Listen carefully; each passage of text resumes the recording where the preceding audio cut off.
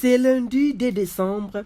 À la Cour de cassation s'est déroulée une plaidoirie intense dans le cadre du procès pour détournement présumé des fonds publics dans l'affaire des forages d'eau. Au cœur de ces dossiers complexes, plusieurs figures politiques et économiques se retrouvent face à la justice, notamment Mwindo Nzangi, député national, et l'actuel ministre du Développement rural, ainsi que l'ancien ministre François Roubota et l'opérateur économique Mike Kassenga. L'audience a débuté avec une intervention de l'inspection générale des finances qui a souligné des irrégularités majeures dans la procédure entourant les contrats controversés signés par Guy Mikulu, ancien ministre. Ce dernier a été pointé du doigt pour un manque flagrant du respect des normes juridiques en vigueur, ce qui a exacerbé les tensions lors de la plaidoirie. Nous avons constaté que ce contrat n'avait pas obtenu l'approbation du Premier ministre, puisque un contrat d'une telle importance doit obtenir l'approbation du Premier ministre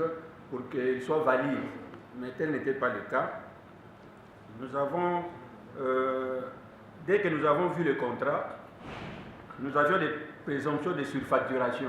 En tant que témoin, Mwindo Nzangi a exprimé son désir de voir la vérité s'éclater dans cette affaire qui a coûté des millions à la République. Par rapport au rapport préliminaire que j'ai, en tout cas les éléments prouvent que non seulement qu'il y a des éléments qu'il y a eu des éléments de surfacturation bien évidemment, mais aussi que la qualité de l'eau sur le terrain n'est pas appropriée, comme vous voyez bien le dire, qu'il y a un rapport technique qui a été fait à cet égard.